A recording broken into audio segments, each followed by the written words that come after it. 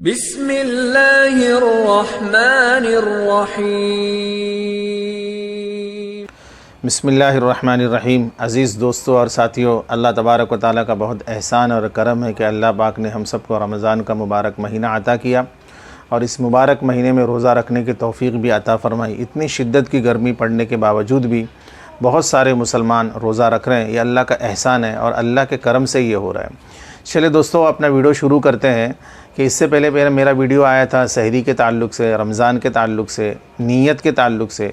अब मेरा उसी सिलसिले में मेरी ये चौथी वीडियो है इफ़्तार के ताल्लुक़ से कि इफ़्तार का तरीका, इफ़्तार का वक्त, कि जब सूरज ग़ुरूब हो जाए और मग़रिब का वक्त दाखिल हो जाए तो रोज़ा मुकम्मल हो जाता है और यही सही वक्त है रोज़ा इफ़्तार करने का। इसलिए कि मग़रिब का वक्त दाखिल हो जाने के बाद ही इफ़्तार जायज़ है, इससे पहले इफ़्तार करना हरगिज़ जायज़ नहीं।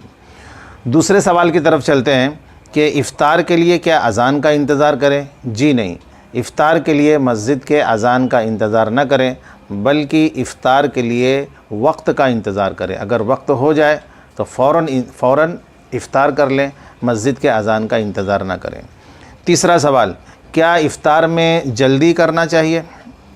कई हदीसों से ये बात साबित होती है कि इफ़्तार में जल्दी करना चाहिए और जल्दी करना सुन्नत है, जबकि और बड़ी फ़जीलत भी है इसकी। चुनांचे हदीस पाक में रिसालत माब सल्लल्लाहु अलैहि वसल्लम ने फ़रमाया कि लोग उस वक्त तक खैर के साथ रहेंगे जब तक कि इफ़्तार में जल्दी करते रहेंगे।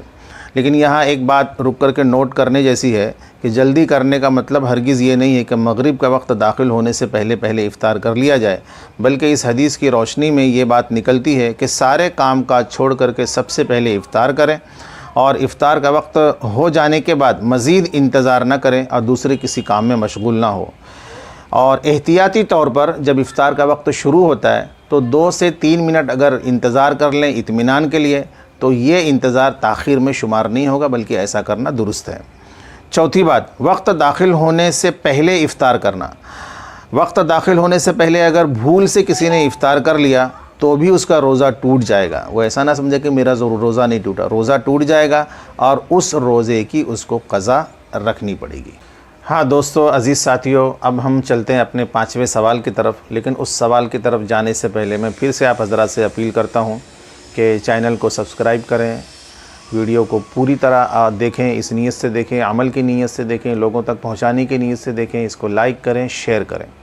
चलते हैं 5वें सवाल की तरफ कि इफ़्तार की कौन सी दुआ पढ़ें। इसके पहले मेरी वीडियो में मैंने बताया था, लेकिन फिर से मैं रिपीट करता हूँ कि वो जो दुआ आम तौर पर लोगों में मशहूर है, अल्लाहुम्मा इन्नी लका सुम्तु व बिका आमनतु व अलैका तवक्कलतु व अला रिज़्क़िका अफ़्तरतु फ़तक़ब्बल मिन्नी। जामे दुआ है और इसका तर्जुमा भी बहुत अच्छा है, बहुत पावरफुल तर्जुमा है। लेकिन कितना भी अच्छा और पावरफुल होने के बावजूद भी नबी अलैहिस्सलातु वस्सलाम से ये साबित नहीं है। हुज़ूर पाक अलैहिस्सलातु वस्सलाम की ज़बान मुबारक से सिर्फ़ ये दुआ साबित है, अल्लाहुम्मा लका सुम्तु व अला रिज़्क़िका अफ़्तरतु। इसी को पढ़ना है। और जब इफ़्तार आपका मुकम्मल हो जाए, ख़त्म हो जाए, तो उसके बाद आप ये दुआ पढ़ेंगे, ज़हबज़ ज़मअु वबतल्लतिल उरूक़ु व सबतल अज्रु इंशाअल्लाहु ताला। ठीक है दोस्तों, अब चलते हैं हम अपने छठे सवाल की तरफ कि सवाल नहीं बल्कि एक मेरा मशवरा है सहर और इफ़्तारी के ताल्लुक़ से, कि सहर और इफ़्तारी के ताल्लुक़ से मेरा मशवरा ये है कि बेहतरीन सूरत इसकी ये है कि सहर और इफ़्तार के औक़ात से मुताल्लिक़ अपने शहर और इलाक़े का कोई मुस्तनद नक्शा अपने पास रख लें, अपनी घड़ी मुल्क के मेयारी वक्त के मुताबिक कर लें, फिर उसी नक्शे पर एतबार करते हुए उसमें जो सहर और इफ़्तार का वक्त लिखा हुआ होता है उसके हिसाब से इफ़्तार और सहर करें, अज़ान का इंतज़ार न करें। इंशाअल्लाह इस पर अमल करने से हम बहुत सी गलतियों से महफूज हो सकते हैं और हमारा रोज़ा मुकम्मल और सही हो सकता है। 7वां सवाल, इफ़्तार के वक्त दुआ करना। कई हदीसों से ये बात साबित होती है कि इफ़्तार का वक्त भी उन औक़ात में से है जिनमें दुआएं खुसूसियत के साथ में कबूल होती हैं। लिहाजा इस वक्त को कीमती बनाते हुए दुआओं का ख़ास एहतमाम करना चाहिए। नंबर 8, फ़जर और मग़रिब की नमाज में तक़दीम और ताख़ीर करना। रमज़ान के महीने में आम तौर पर फ़जर की नमाज जो है वो पहले पढ़ते हैं और मग़रिब की नमाज़ में थोड़ा सा देर करते हैं। तो आइए इसके ऊपर थोड़ा सा रोशनी डालते हैं, चलते हैं कि क्या ऐसा करना सही है क्या। सबसे पहले लेते हैं फ़जर की नमाज़।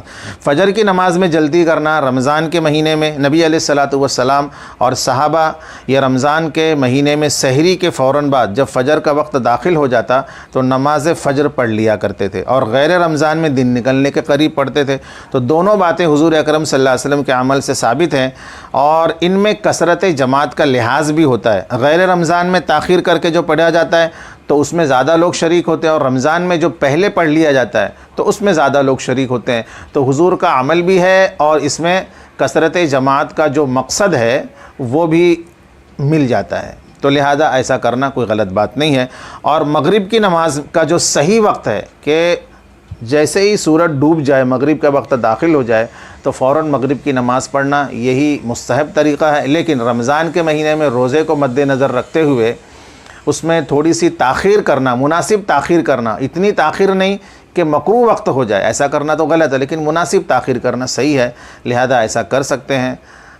मैं उम्मीद करता हूँ कि आप हज़रात ने मेरे इस वीडियो को पूरा देखा होगा और मेरे 8-9 सवालात को आपने गौर से सुना होगा, इस पर अमल करें, दूसरों तक पहुँचाएँ। वमा अलैना इल्लल बलाग।